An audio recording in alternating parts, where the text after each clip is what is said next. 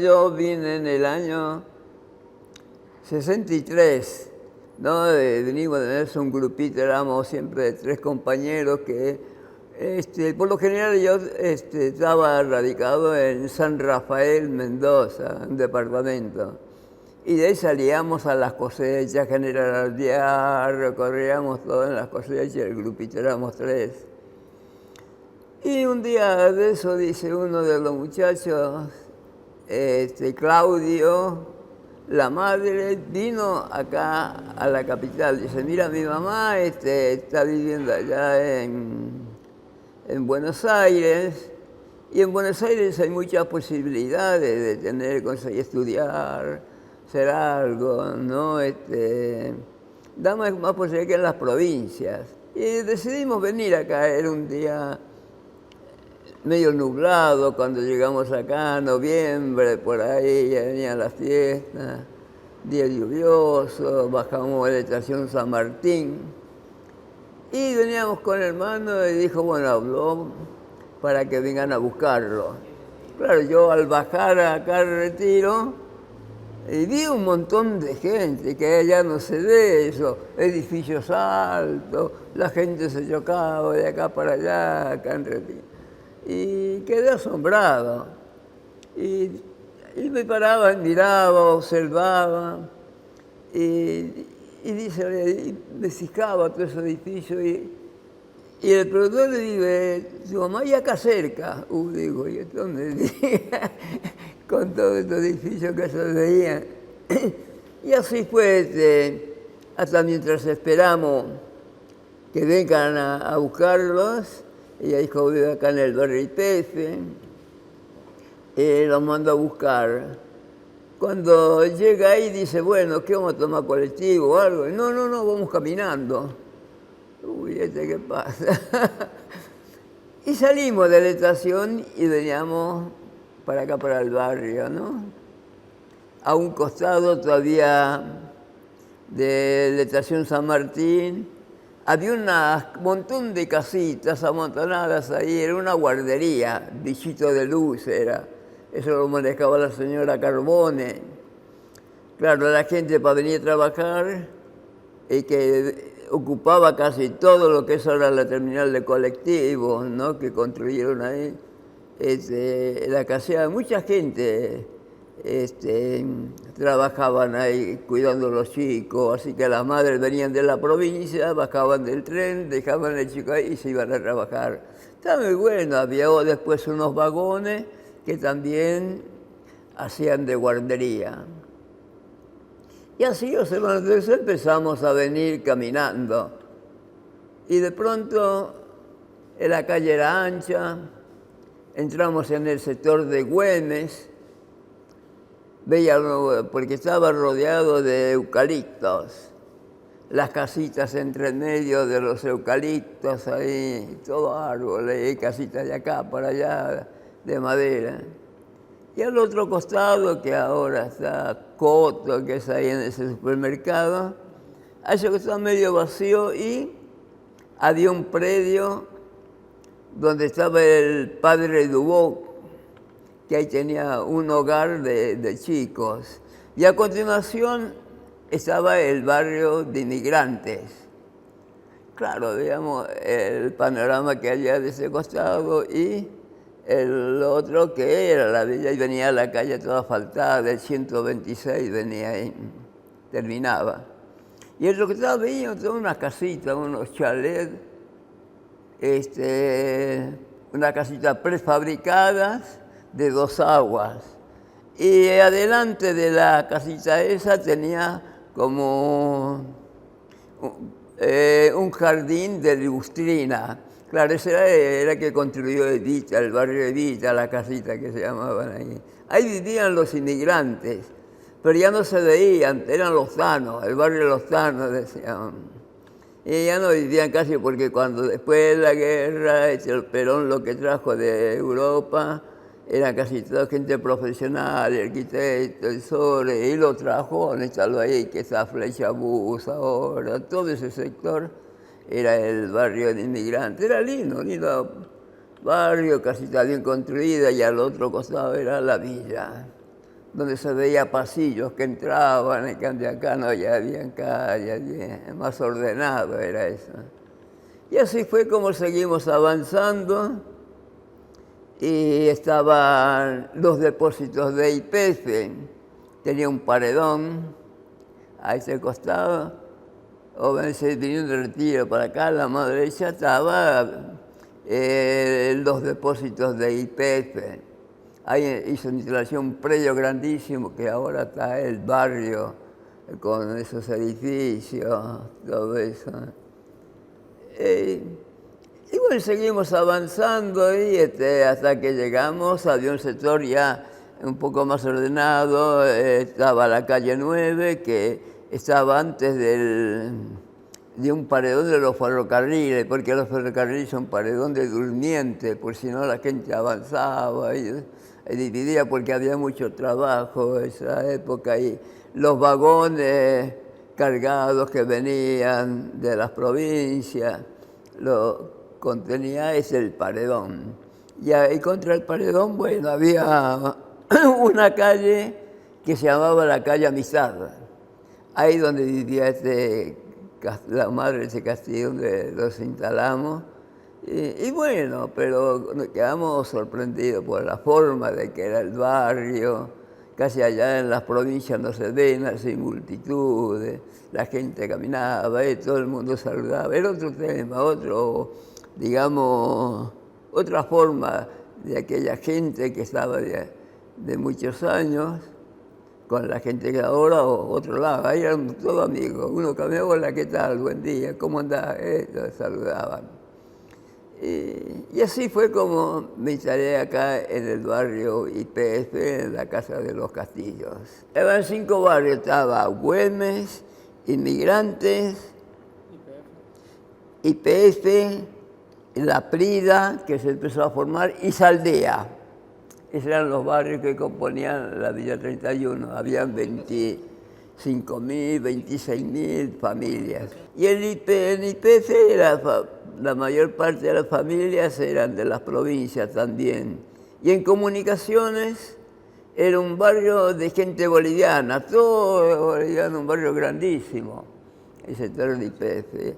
Y así después Saldía también había paraguayos, todo eso ahí, en Saldías. Claro, yo empecé a trabajé en un restaurante que se llamaba Dienber, en Corrientes y casi Callao, a Dienber, ahí empecé trabajando ahí en La Bacha, estaba abajo en el soto, a pasar.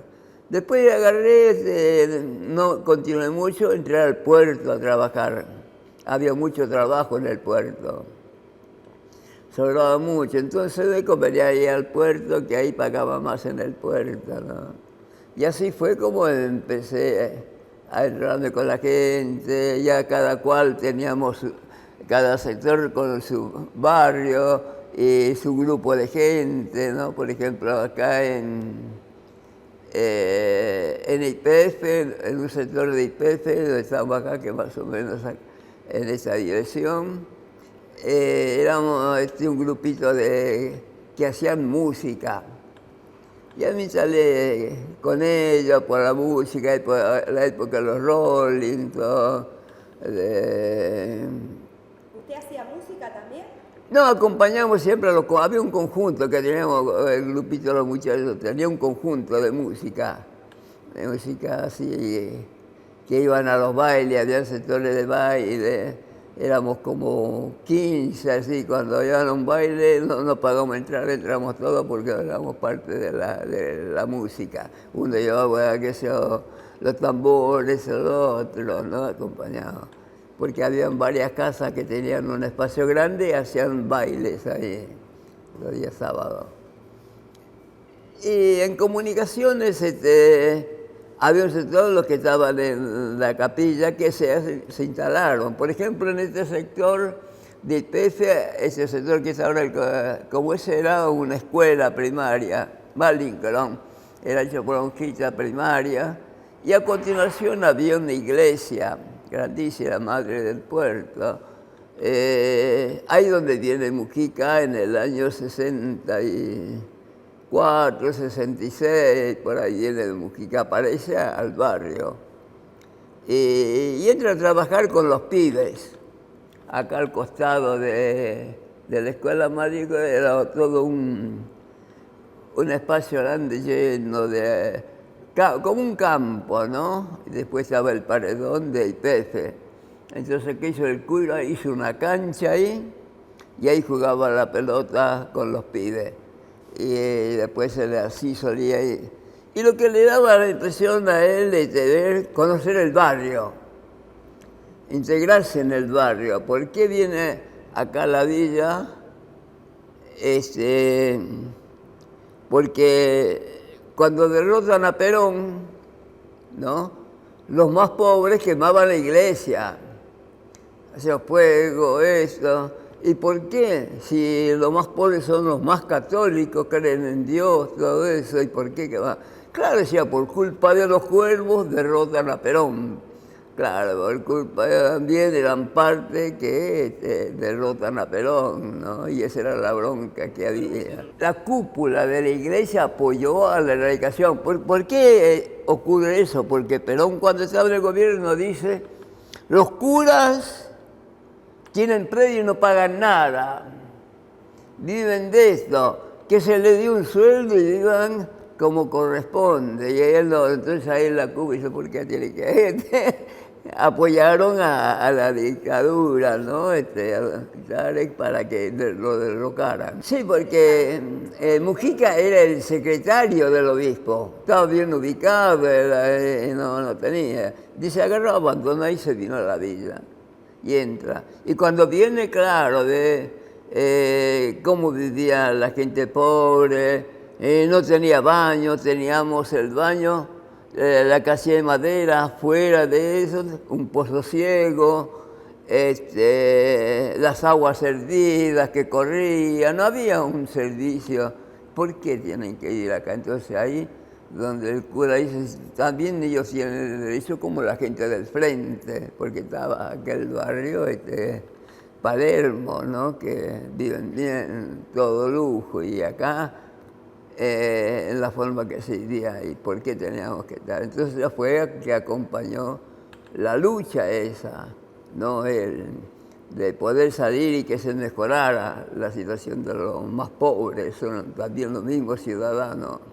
Y yo en 7, no era un militante activo, si no estaría mintiendo. No, yo era militante, montonero, participaba, porque pibes de 17 años, 18, pibes montoneros, jóvenes de lucha, decían, tenemos que tener universidades acá también, ¿por qué no podemos utilizar? Entonces parecía que había que acompañarlo, pero no era un militante, por eso no estaría mintiendo y faltando el respeto a todos los compañeros que murieron por toda esa lucha, ¿no? Teníamos conocido, por ejemplo, íbamos a las marchas, acompañaba a salir a luchar por tener un barrio acá que sea también constituido, un barrio que tenga los mismos derechos que los que viven ahí en Palermo. Y esa fue la lucha lo que me trajo a mí y acompañaba. No era un militante entonces, porque si no, como digo, sería faltarle el respeto a todos esos compañeros, ¿no? Participaba, sí, participaba. Bueno, así fue como conocimos al cura, vino el cura, empezó a meterse en el barrio, empezó a participar en las reuniones, ¿no? En las reuniones acá en el sector de IPF, que fue primero que llega a este sector. Entra una comisión vecinal que estaba acá al fondo, donde se discutía la forma de vida, la mayoría eran portuarios, mujeres de los portuarios son muy boca sucia, y las mujeres también puteaban, que eso. Y en una vez lo ve que entra el cura, campera, vaquero, rubio, entre todos los negros. Lo miran así de costado y ¿este quién es? Mujica, claro, Mujica entraba entonces se metió él porque quería conocer él, quería saber. Y entonces agarran y lo miran así, de costado uno de ellos dice, no, es el cura nuevo. Lo dejamos y no lo corrían allá. Entonces así fue como Mujica empezó a participar en las comisiones vecinales, ¿no? En el barrio. Hasta aprendió el idioma villero. Hablaba, puteaba también, él, como el cura puteando. Eso fue las relaciones que tenía Mujica, ¿no? Se incorpora. Después en ese interín de aquella época, en Europa se estaban haciendo los curas tercermundistas. Entonces él dice, no, yo voy a participar en esa reunión de organizaciones de curas tercermundistas. Agarra, viaja, va a Cuba, y de Cuba al Che Guevara, como que estaba de presidente. Entonces, y se va a Europa. Primero hizo el recorrido hasta allá, después se va, porque también quería conocer y charlar con él, que no lo conocía Mujica. Y así empezó a... Y cuando viene Mujica de Europa, viene acá y se encuentra de que acá el obispo había puesto otro cura en la iglesia donde estaba Mujica. Era Triviño, el cura Triviño viene ahí. ¿Y qué hace Mujica? Va allá al sector de comunicaciones, donde toda gente boliviana, todo eso. Y le pareció un lugar bueno ese ahí, y ahí se instala. Y empieza a trabajar para hacer la iglesia Cristo Obrero. Empieza a construir, a hablar con los vecinos, con los dirigentes. No, ahí estaba como presidente José Valenzuela, un tucumano, luchador, combativo. ¿Qué sector era ese? Ese era el sector de IPF. ¿Ah, sí? Acá estaba Julio Lare, un dirigente montonero. Pero no pertenece a los actuales dirección de IPF actual, sino... ¿Cómo? Por Saldía, ¿usted dice? ¿Está al lado de allá? De allá era... No, siempre teníamos coincidencia con ellos, no había diferencia de sectores. Y más los dirigentes, peleaban todos juntos, ¿no? Entonces, como allá estaba Valenzuela y empieza la construcción de la capilla. Y yo tenía la amistad de sacar un grupo que éramos acá, pero no lo juntamos casi con los de la capilla. Había baile, los saludamos, hola, ¿qué tal? Ellos en su capilla. El grupo ese que vinieron la otra vez, eran como 30 o 40 pibes, y que iban a todos lados, pero cuidaban ese espacio, que ellos, y cada cual teníamos su forma, ¿no?, de vida. Pero no, nunca entramos. Cuando nosotros íbamos a la capilla o alguno de ellos salía para que no le incorporamos, saludamos al cura, todo, pero el cura era amigo de todos. Él y los dirigentes siempre acompañaban, sino cada cual cuidaba su espacio. Y así fue como Mujica empieza la construcción de la capilla. Y en la capilla, cuando va, yo estaba con unos amigos acá, había un chileno, tenía un almacén grande por mayor, vendía de todo, vendía bala, vendía remedio, porque trabajaba en el puerto, y los del puerto teníamos el 90% de descuento, así como él era portero, compraba remedio y acá los revendía, el chileno. Y agarra y se compra un camión Guerrero, eso de la guerra, que es un guerrero. Y con eso trabajaba carreando cosas de la arenera, ripio, esa de Agaray, que algunos querían hacerse la casita mejor, ya no de madera. Y lo contrata el cura. Me dice, mirá, Johnny, me dice, ¿me acompañás? El cura me dijo que le trajera 6 metros de arena. Y bueno, yo subo al camión con él y baile. ¿Y cuánto es? 6 metros de arena traerme. Bueno, le dice el pollito, le decían al chileno. Está bien, vamos. Y cuando veníamos en el camión, vamos a la arena, al cura lo voy a cagar, dice. ¿Cómo lo sabes? Sí, el cura ya, a ver, pide 4 metros. Y cuando viene con el camión, ve ahí y dice, acá está, pero el cura le dice, no, pero acá no hay 6 metros. Sí, son 6 metros, 6 metros, 6 metros y estaba. No discutamos, dice, está bien. Dice, descargar la arena. Y agarra, descarga la arena y el cura con unos metros sube arriba y dice, no, acá no hay 4 metros. No, que hay 6 metros. Mira, ve, yo te pago los 4 metros que hay acá, o si no, cargate la arena y llévatela. ¿Qué va a cargar? No, lo que tenía bueno el cura. ¿Qué cura? ¿El primer cura que hubo en el ¿Eh? El primer cura que había en el barrio. El Mujica. Ah, el padre Mujica. Claro, no, él quería acabar al cura porque era cura y dice, tú lo voy a pasar, ¿qué lo zapallas? No, pero era muy inteligente el Mujica. Era joven, Mujica. Era joven, claro. Era joven, no creo que lo pasaba. Por ejemplo, en una de las otras anécdotas es cuando iba a Luján, contrataba colectivos él para llevar a la gente, una atracada de colectivos. Llegan a Luján con la gente porque era la fiesta de la Virgen y los choferes estaban con bronca porque ellos querían cobrar ahí. El cura se calmó, se escondió, todo eso lo puteaban, qué sé yo. Y el cura estaba entre el medio de la gente, porque claro, creían que era con la sotana, estaba él, no, como tenía vaquero, como cualquier otro se vestía. Y lo miraban ahí y dice, no, sorprendido que eran, ¿por qué? Dice, no, lo que pasa, si yo les pago a ustedes, se mandan a cambiar el colectivo y me dejan toda la gente tirada. Le voy a dar una parte y la otra parte cuando vamos a la villa. Ahí los frenos también hasta los choferes, porque querían cobrar adelantado. No tenía muchas actitudes el cura, muy inteligente, no era, igual él era el cura.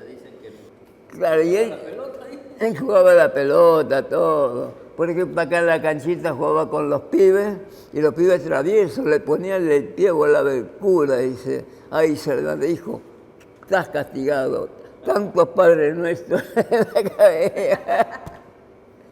No, que lo eran salvajes, eran los pibes en esa época. Cada sector tenía su presidente y el cuerpo de delegados. Eso es lo que daba la organización fuerte al barrio. ¿Y los presidentes, usted se acuerda, Valenzuela, Lares también era presidente? Lares no era presidente de acá del sector YPF, era el dirigente del grupo Montoneros.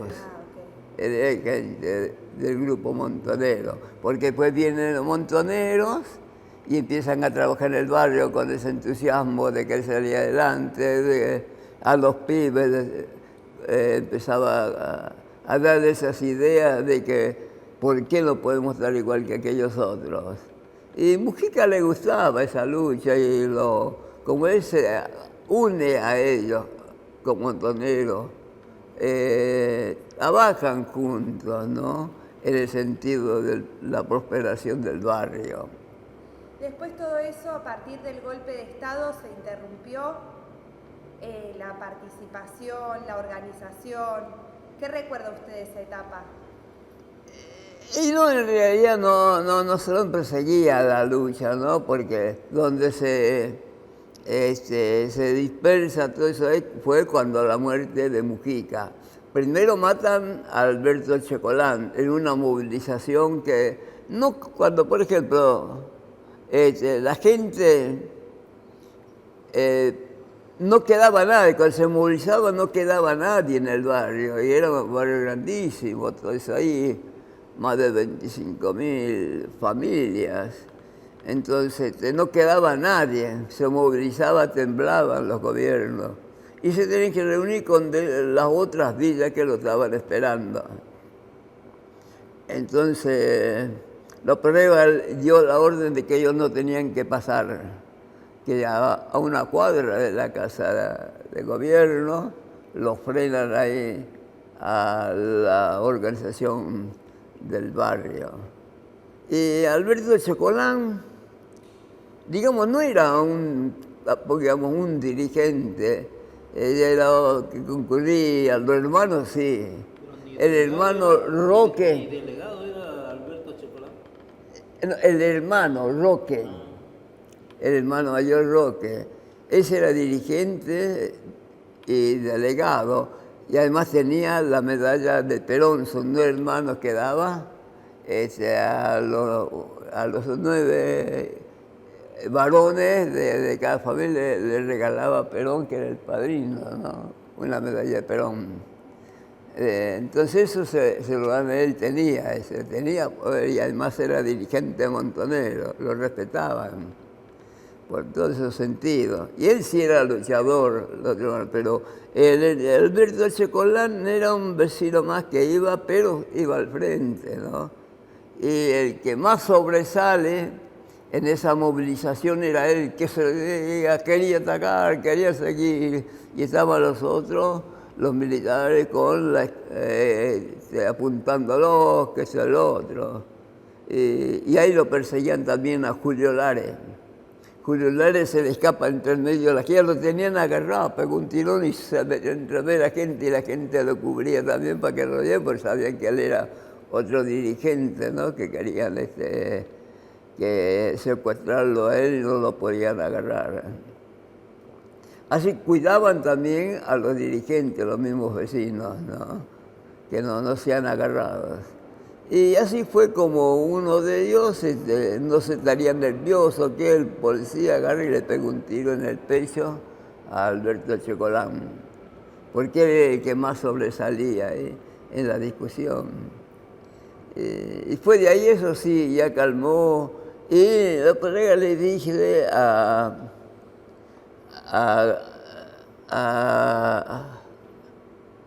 Mujica que si no se queda quieto, no sigue con esta lucha, le va a pasar lo mismo que le pasó a Chocolán. Él siguió, Mujica no le dio importancia. Él siguió luchando, siguió hablando, después del velorio, era ahijado de Mujica, ¿Chocolán? Alberto Chocolán. Lo traen de allá de Güemes, lo traen caminando todo por la calle 9, que ahora es la calle Edita, ¿no? Hasta la capilla de derecho se iba a la capilla. Todo Alberto atrás, yendo, todo eso para ir a velarlo ahí, llevarlo a enterrar. Y yo creo que Mujica en eso no paró tampoco, siguió luchando más y más, ¿no? Buscando esa solución.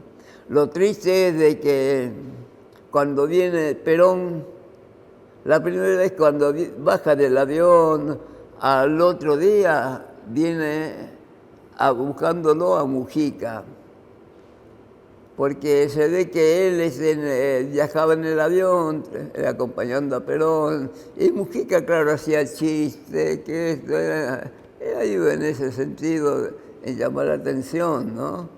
Y lo viene a buscar, viene caminando, y recuerdo que viene en un coche, esa era la escuela técnica de Cotel, tenía de todo, mucha gente trabajaba acá. Y va para allá a la vuelta y deja el coche ahí y va caminando en la calle y después agarra la calle 9 que iba derecho a la capilla.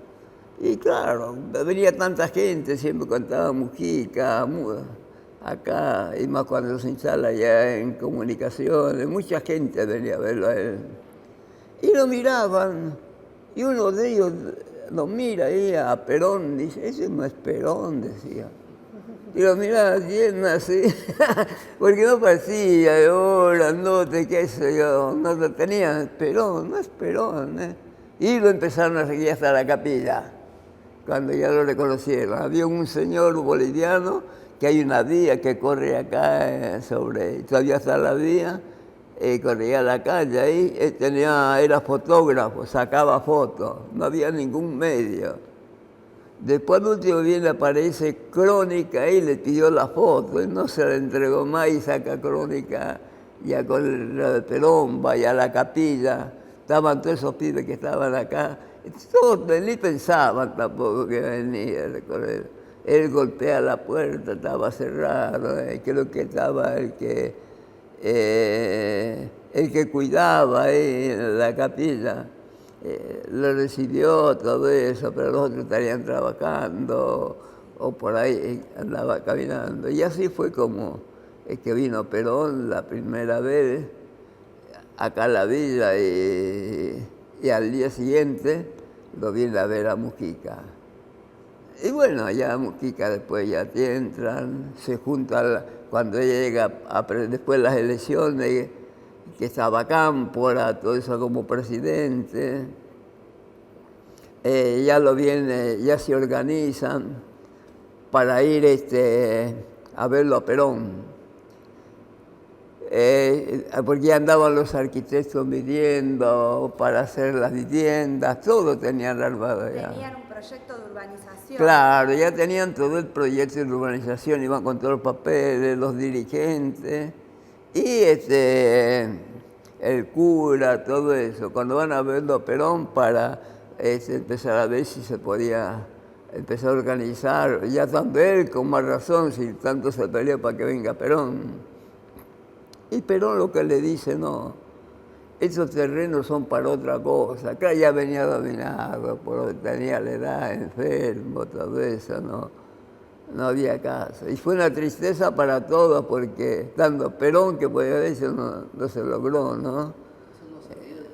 No sabía eso. Tenían un plan de erradicación en Alborada. No, él decía que esos terrenos no eran para construcción de vivienda de los pobres. Pero se le iba a dar una vivienda. Entonces ahí se firma un decreto, ahí se firma con eso, que a los habitantes de la Villa 31, para poderlo sacar primero, le tienen que dar una vivienda digna y decorosa. Pero eso es después ya en la dictadura, lo de digna y decorosa. La primera que usted dice es un plan que es el Alborada. Es en la época de Perón. Plan. Claro, después el decreto de digna y decorosa es del 79. Claro, era de los barrios que hacían el plan del Alborada de la construcción de viviendas, sí. Por ejemplo, acá uno en la General Paz, yo trabajé ahí en esa construcción, hicieron unas casitas premoldeadas, el plan Alborada, está cerca de... ¿Por cerca de Ciudad Oculta? Mucho más allá. Porque después estaba Dos Perales que hizo Evita, lindas casas, hizo esa Evita. Linda, claro. Ese era ya otro plan, proyecto de barrios, ¿no? Así que tenían ese plan de erradicación, después es el asesinato de Mujica. ¿Viene el padre Pichi acá automáticamente o vino alguien antes? No, el padre Pichi estaba acá en la villa. Ah, ya estaba. Sí, toda aquella época. El Pichi tenía una capilla cerca de Saldías. Sí. Ahí tenía la capilla Pichi. Mujica tenía acá en Comunicaciones y acá en Güemes, no me acuerdo del cura que estaba. ¿En qué local? Pero no era... ¿El actual local de la iglesia? ¿Eh? Ahí, el actual local de la iglesia, ahí quedaba. La iglesia que hablas tú, donde estuvo Mujica. ¿Mujica en dónde estuvo? ¿Su iglesia de Mujica dónde? No, Mujica estaba acá, después cuando viene de Europa va a hacer la capilla allá en Comunicaciones. En Comunicaciones. Claro, ¿El hay actual terreno en dónde? ¿Ah? ¿Dónde quedaba ese terreno de la iglesia que habla de Mujica? ¿Cómo? No entiendo. No existía la iglesia actual, ¿no? Ah, No existía. existía. No, allá antes antes que Mujica el que construyó una iglesia en el sector, en un barrio, también dentro de lo que era la Villa 31, en los distintos barrios siempre había una capilla. Pichi tenía la capilla cerca de Saldías, ahí tenía la capilla Pichi, ya venía trabajando ya también en proyectos, ¿no? ¿Y usted se acuerda en qué momento empiezan con el plan bien de erradicación a censar, a dar los certificados, a demoler las casas. Claro, una vez que muere Perón, primero era de que se tenía que el barrio, no sé, mi Mujica también no vio otra opción, trató de acompañar, estaban haciendo Soldati, en el barrio Soldati, que está al lado de la terminal, del parque, ese de la ciudad. Ahí empezaron la construcción de Soldati. Después estaba Lugano 1 y 2, que era la construcción para los habitantes de la villa. Lindas viviendas son aquellas, la de Lugano 1 y 2. Y también otro sector de Saldía era en Fuerte Apache, ¿no? Que con diferentes capillas. Y el padre Pichi empezó con las cooperativas. Hace un barrio de 50 familias que vivían en Güemes, allá en San Miguel. Era como 6, 7 manzanas, unos terrenos de la Monquita, de una monquita, y se lo regala a Pichi, todo, árboles frutales, y ahí hace las primeras viviendas el padre Pichi, que llevó de acá de la villa. Y así los curitas ya se empezaron a ocupar también a sacar, ya que no había Perón, que tenía la solución, todo eso de poder vivir acá en la Villa 31.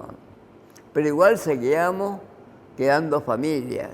Yo, por ejemplo, en la segunda etapa, Pichi hace acá en José Cepaz, en el barrio Frino, unas viviendas también igual, de 50 familias que eran de acá de la villa y otros sectores que también aparecieron ahí. Al no ir todas, se dio la posibilidad de que entran de otros barrios. Pero para conseguir hacer Pichi allá, los curas de miseria ya de Alemania hicieron una donación a Sudamérica. Entonces Pichi se entera de eso y empieza a seguirlo los curas eso ahí, para poder agarrar ese subsidio, esas donaciones, ¿no? ¿Qué hace él? Acá no podía porque las casitas no eran, digamos, para acá se dice, no, pero acá porque ya sabíamos que no se podía construir acá. Pero sí, pero no era tanta miseria, digamos, como en otro lado. ¿Qué hace él? Lo lleva a la isla Maciel, cura Pichi a los curas eso. Y ven que allá en Isla Maciel están con unos troncos en medio del río, las casas levantadas, y ahí le dan el subsidio a Pichi. Y con eso él compra una bloquera y empieza con la fabricación de bloques y la construcción de vivienda, ¿no? En el barrio Frino, en José Cepaz.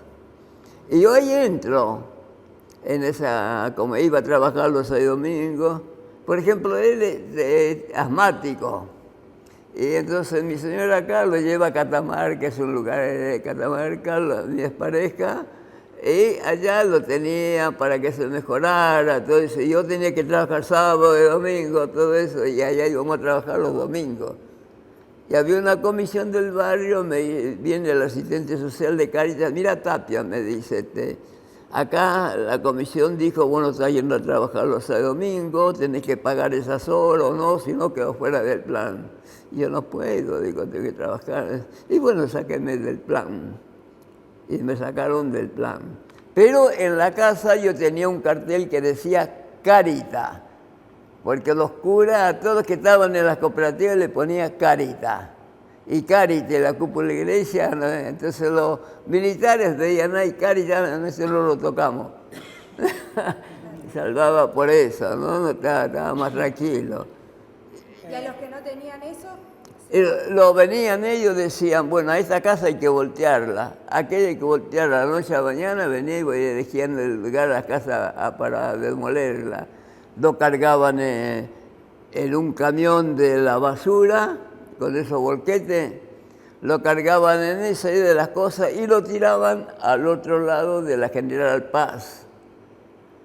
Llegan ahí y hay la gente ya al otro lado, con todo en la calle, a cielo raso, se la tenía que buscar a dónde ir. Entonces en ese entonces estaba Gallino como gobernador de la provincia. Agarré y lo pasó de acá, che, dejate joder. Yo también acá tengo un montón de problemas y no me carguen más. Lo dejó balón dentro del sector de ustedes, que es la capital. ¿Y qué hace este Calladores? Cuando viene, había ya en todas las vías están demolidas, montañas de tierra, más la ampliación de la 9 de julio, las ampliaciones de la calle Córdoba, todo eso, y todo eso escombros, todo tiraban alrededor. O sea, no solo lo de las casas ya demolidas, sino que los restos de las obras de las avenidas también los tiraban acá en el barrio. Claro, para que no se volviera a llenar el barrio otra vez. Y acá a la otra, como ya estaba ya cerca de la General Paz, el barrio, en Matadero, hay un sector que se llama Ciudad Oculta. ¿Por qué Ciudad Oculta? Porque la gente entre las montañas, al no tener otro lado, hacían las casitas ahí, ¿no? Aprovechaban, entonces, por eso se llamaba Ciudad Oculta. Y así fue la erradicación esa compulsiva, ¿no? Que estaba. Y acá nosotros peleando. Ese tiempo que estás hablando, ¿demolieron todas las casas? O sea, Sí, nosotros quedamos 33 familias. Entonces, ¿qué hacemos nosotros? No está Mujica, no están los dirigentes, no tenemos nada, teníamos que organizarlo. Entonces había un muchacho que le decían Martillo, trabajaba en el hospital acá del ferrocarril, que está frente a la 46, ahí en el hospital ferroviario. Trabajaba ahí y dice, mira, yo tengo un conocido, eran del PTT, ellos, antes, aunque ahora es la corriente de Villera, qué sé yo. Antes era el PTT, lo manejaba de Salta, ¿cómo que se llama? El Perro Santillán. Él manejaba el PTT. Él dice, mira, tenemos que organizarlo. Y fuimos a la Asamblea por los Derechos Humanos. Esta que está acá en La Valle y Callao casi, hay una Asamblea de Derechos Humanos ahí. Y ahí estaba Eduardo Pimentel, uno de los presidentes. Y hacía poquito había venido de Europa, se lo trasladaron acá y empezamos a organizar con él. Y acá lo juntamos Efraín Medina, ya quedamos 33 familias. Efraín Medina, Vázquez, que vive ahora por acá, y José María Brezán, que éramos de acá, el sector de IPF, y de Güemes ya no quedaba comunicaciones, nada. Entonces lo juntamos con él y empezamos a organizarlo. ¿Cómo paramos esta erradicación compulsiva? Y hablamos con los curitas de las villas. Por ejemplo, en toda esa lucha conocíamos al padre que tiene acá Daniel de la Sierra, tiene la iglesia acá en Constitución. Él estaba ya en bicicleta, se iba para allá, era el día 24. Daniel era un bajito, era en bicicleta, se iba allá y venía. Y él le dice, mire, vea, les voy a dar un espacio para que hagan sus reuniones. Y acá en Pompeya, creo que es Dubop, que era el curita, que era el que manejaba ahí, la iglesia esa de Pompeya. Y otra en la calle... en la calle Córdoba, creo que era la otra iglesia, 3 iglesias eran, que los prestaban para reunir. Y ahí los reuníamos a los dirigentes, empezamos a juntarlos de las villas, ¿no? Para organizar. ¿De otros barrios quiénes estaban? De las otras villas, ¿quiénes estaban? ¿Se acuerdan los nombres? Salvador Herrera era de Sildania. Él trabajaba acá en la ciudad deportiva de Boca, hay un edificio que ven el tiempo del puerto, las temperaturas, todo ese grande ese edificio, creo que todavía está ahí. Y él trabajaba de mozo ahí. Y después también se lo arrima a nosotros en esa lucha Juan Simen, que estaba en Matadero. Y como era con el presidente ahí, no me acuerdo, él tenía en un conventillo, vivía el presidente allá en Matadero. Y Juan Simen siempre se los pegaba. El presidente era Vega. ¿Ah? Vega. Vera. ¿Se lo acuerda? Antonio Vega de Mataderos. Sí, alto, claro, sí. Sí, sí. En la casa de él la llamó. ¿En la casa de él también? Sí. ¿Y qué les dijeron los abogados de la asamblea cuando fueron? Bueno, cuando nosotros hablamos acá con la Asamblea de Derechos Humanos, Eduardo Pimentel, lo deriva, como lo conocía el presidente, los abogados, le dice que lo designara para iniciar una demanda. Y ahí eligen unos abogados de acción civil, que fue Horacio Rebón y la doctora Novelino. Estaba embarazada en esa época la doctora Novelino, jovencita. Y fueron ellos que iniciaron la demanda, ¿no? Claro, porque antes de radicar y estando Perón, todo eso, Cacciatore, tenía que construir una vivienda digna y decorosa. Inclusive construyen en Zabaleta las primeras viviendas para que la gente de la vida vaya y sepa cómo vivir en un departamento, porque si no le van a prender fuego al piso, que esto no podía tener nada. Claro, comían ranchito todo de madera, qué sé yo. Es difícil acostumbrarse, dirán esta. Y así fue. Y así empezamos con ese sistema, ¿no? Así que la demanda era para que le reconozcan la vivienda digna y decorosa. Sí. ¿Para qué? Primero tenían que ir a la casa transitoria. La casa transitoria le iban a trasladar. Pero bueno, cuando ya muere Perón, te dicen, no, ¿qué diablo? Lo sacamos y lo tiramos por ahí. ¿Qué tenemos que darle a los negros? Ocupar nada. Porque inclusive antes de que muera Perón, venía a los barrios.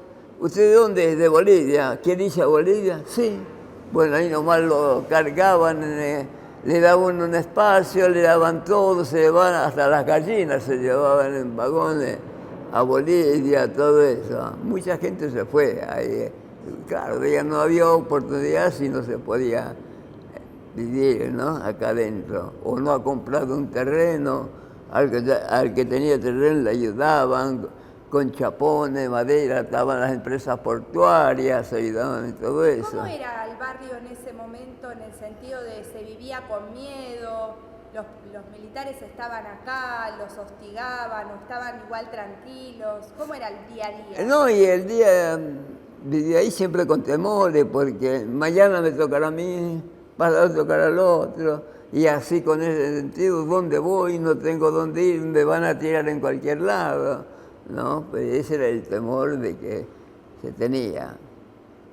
Entonces, bueno, y nosotros al organizarlos como esa comisión, empezamos la pelea de que se cumpla, ¿no? Nos han dicho que además de la comisión de demandantes, no hay que entenderla como, le pregunto, no sé su opinión sobre esto, como una función solamente judicial, sino que era una organización política que eligieron el nombre de comisión de demandantes para pasar por abajo del radar, vamos a decir, de los militares. ¿Usted lo piensa así o cree que la finalidad era...? No, acá la finalidad es de parar una erradicación compulsiva sin hacer política, porque políticos eran todos ahí.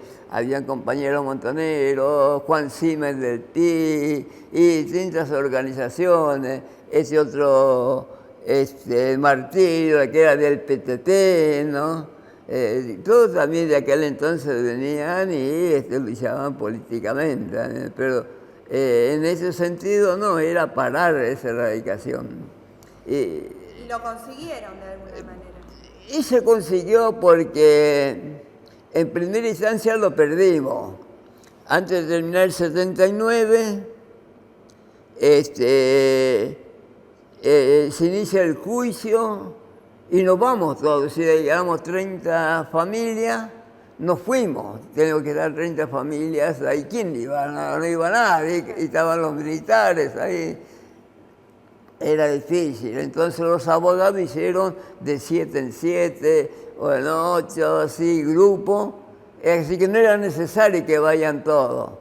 Y fuimos los que pudimos en la segunda instancia, donde un juez se lee el acta y ven que ahí está un documento firmado que para poder radicarlo tiene que acceder a una vivienda digna y decorosa. Entonces ahí era el juicio que lo hacen los abogados por lo administrativo y contencioso, ¿no? Es el juicio que se realiza. Y bueno, tuvimos la suerte de que saliera esa persona, pero después no lo vimos más al que declaró ese juez, ¿Al que ganó ¿no? la primera medida? La segunda medida, la que ganamos nosotros. O sea, al juez no lo vieron más. ¿Ah? Al juez no lo vimos más, ni supimos qué le pasó, nada. Quién sabe qué le era contra los militares y le ganamos, que quedaron planchados los militares, ¿no? Y ahí fue donde logramos ganarle a los militares, donde se para la erradicación de todas las villas, no solamente acá, de todas las villas de la capital. ¿De qué año estás hablando? ¿Eh? En el 79, ya terminaba, terminaba el 70, ya empezaba el 80, ya. Ahí donde fue que se paró la erradicación. Después desde ahí, desde la medida de no innovar hasta el fin de la dictadura, ¿cómo siguieron viviendo? Porque me imagino que no les habrán dejado igual hacer obras para los servicios, ni mejorar, ni volver a habitar. No, porque como después en el 70 y en el 80 hay unas elecciones que ya los militares dan a unas elecciones donde gana Alfonsín, ¿no? O sea que fue bastante seguido. Entre el no innovar, enseguida se empezó a discutir el regreso de la democracia. A la democracia, claro. Ahí ya directamente cuando gana, entonces Suárez Lastra estaba de intendente en esa época y saca un dictamen en las pautas programáticas donde dice: todos aquellos que haber vivido en dicho lugar pueden volver a sus orígenes. Con más razón ahí tenía ya todos, venían de todos lados. Y acá en la villa no dejaban entrar, el grupito que quedó no dejaban que entráramos nada, teníamos que pelear contra ellos. Y un día veníamos con Bresán de la 21-24 y pasamos por el Congreso, venía un montón de gente ahí manifestándose. Lo bajamos el colchón, ¿qué le pasa?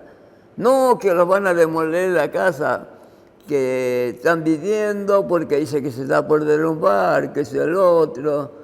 Y nosotros le dijimos: mire, vea, acá en la villa ya casi todas las villas se estaban llenando y acá no. Acá teníamos a Efraín Medina, que luchó en la lucha esa, y me parecía raro, era mi compadre. Y en eso, y después ahora que estaba, se acomodó con Alfonsín, empezó a pasear por todos lados, porque era bastante inteligente, era dirigente, muy despierto. Lo tenían ahí para pasear por Europa, por todos lados, difundir, ¿no? Toda esa lucha. Y eso fue lo que lo lastimó mucho y que no quería que entrara nadie a la villa. Nadie. Entonces yo con Bresán le dije, lo bajamos del coche y hablamos con ellos. Sí, lo van a demoler. ¿Dónde vivís vos?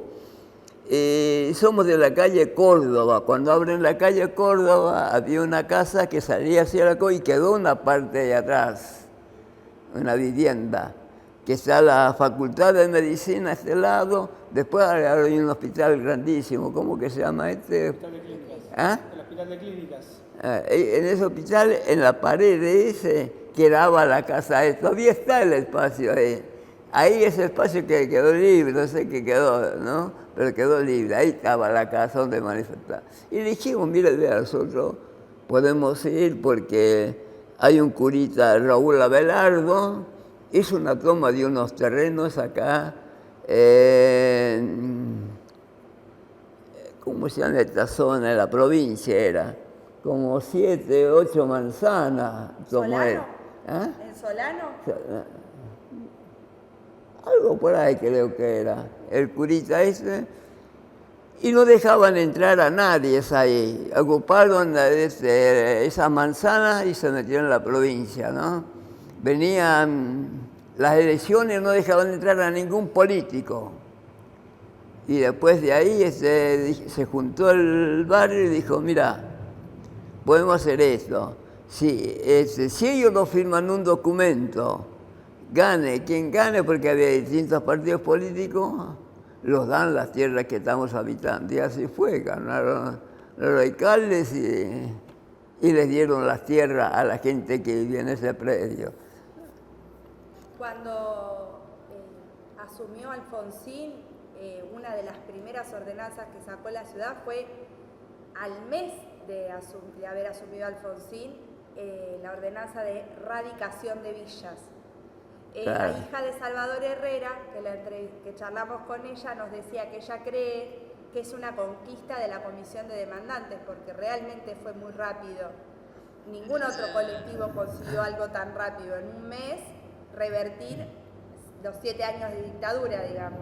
Claro. No, la comisión va a conseguir parar la erradicación compulsiva de todos los barrios, que se le gana porque el otro también tenía papeles firmados que él, antes de sacar de cualquier vida, tenía que ser adjudicado una vivienda digna y decorosa, y no cumple. Y la comisión siguió reuniéndose, existiendo como organización, después de lograr la medida esa de no innovar, o ya se disolvieron, se organizaron de otra manera. No, después ya quedaron muchos, quedaron en cada villa, ya los dirigentes, ¿no? Quedaron de la comisión de demandantes, ya siendo presidente, delegado o personas de dar más salida a la solución de la vivienda, ¿no? Porque inclusive cuando estaba Alfonsín, no desmantela toda la cúpula que quedaba de antes. Todavía seguían actuando ellos con esa prepotencia que tenían. Por ejemplo, acá nosotros hablamos con esa gente de las 30 familias que estaban ahí manifestándose, vinieron nada más que 5 familias. Un sanjuanino que vive en la punta. ¿Qué hicimos nosotros? Acá lo que tenemos, ir viendo la experiencia del cura Raúl Abelardo, venimos a la 1 de la mañana, marcamos el lugar, le marcábamos los terrenos, la familia más grande acá, los otros acá adelante, que tenía más chicos, y empezamos un grupito ahí de gente. Cuando se amaneció, vieron los otros vecinos que no querían entrar a nadie, no podían porque habíamos hablado a los diputados, además estábamos en democracia, diputados, la prensa, todo, y la policía así que miraban, no podían hacer ningún tipo de atropello, ¿no? Y así fue, y así yo fui metiendo, que fue la manzana ahora 28, ahí fui metiendo. Recién cuando hablábamos con Carlos, usted nos decía que las últimas topadoras en la Villa 31 no fueron las de los militares. ¿Cuándo volvieron las topadoras? Las topadoras volvieron en la época de Menem, en la segunda instancia, porque en la primera estuvo bien Menem. Con el movimiento villero logran marcar un polígono. Por ejemplo, ese sector era del puerto, de irse a administración de puerto, ¿qué tierras tiene en desuso? Y marcan lo que era la orilla de YPF, esa parte, y la manzana 28 para los habitantes que habían 1000 y pico de familias, ¿no? Para la construcción de vivienda. Y en todas las vidas fue que hizo eso. Por ejemplo, si le pertenecía a no pertenecía a ferrocarriles, ¿no? Por ejemplo, en la 21-24 estaba Olga Raballo, Olga Raballo estaba en Zabaleta, que también hizo el especial lugar. Isidora Penayo, tenían ella un comedor en un lugar que era un espacio de ferrocarriles. Así que toda esa parte ahí marcaron un espacio que daban para construcción de vivienda. Eso fue lo que ocurrió. Eso es lo primero que hizo Melvi. Después decía usted que hubo otro momento que fue de desalojo. Después de desalojo, ya no fue que bueno, a la gente de acá de la autopista, donde los militares antes ahí se marcan todo lo que era el tramo de la autopista. Yo, por ejemplo, tenía la casa en la manzana 29 y me marca, esa era una línea que venía de la autopista. Y yo tenía un baño al fondo, pero ¿qué hacen ahí? Hacen así, hacen cuadrado y vuelven a la misma dirección, pero no me tocan el baño, que tenía al fondo del terreno ahí.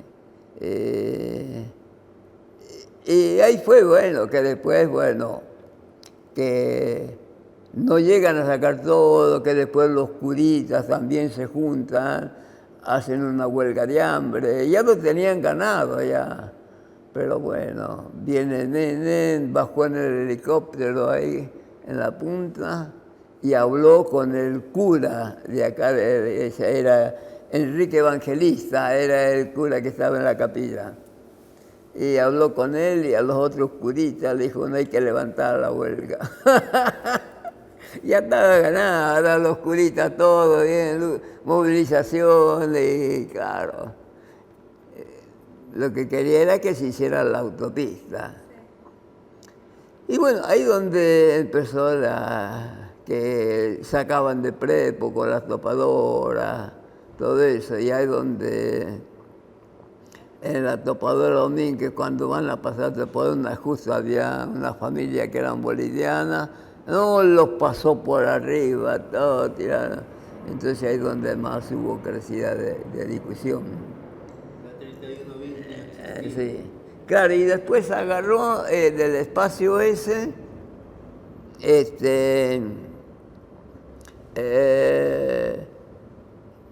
hicieron en la legislatura que se votara un presupuesto para sacar a la gente. Le dieron $12.000 a cada familia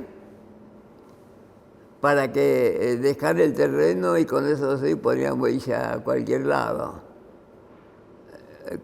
menos dentro de lo que era el predio acá de la 31, ¿no? Y muchos iban a la provincia y ahí donde habían punteros también iba a la casa, mira, agarré esta plata y agarré el otro y que ganaron. Unos se fueron con $70.000, 50, 60, cobrando el adicional que le correspondía, ¿no? con la legislatura. Y ahí estaba, también creo que era la presidenta del bloque justicialista en la legislatura, ¿cómo que se llamaba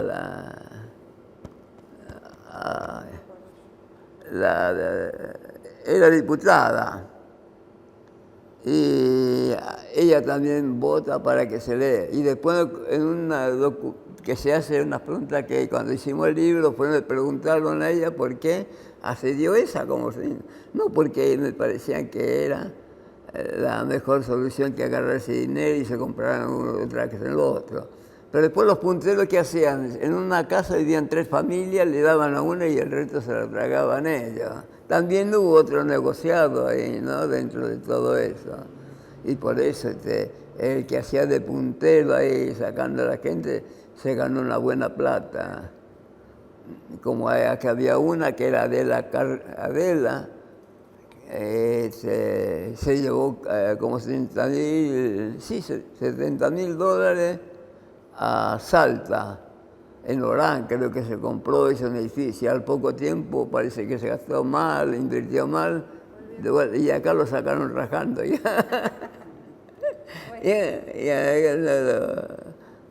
No lo quisieron decir. Mucha gente hizo ese negocio. Otro anillo, claro, de $12.000 le daban $2.000 acá y el resto le daban cuando llegaba al lugar, por ejemplo, a Salta. Se encontraban allá que la familia estaba sin trabajo, ellos se gastaban y tenían que volver de vuelta, pero ya no entraban acá.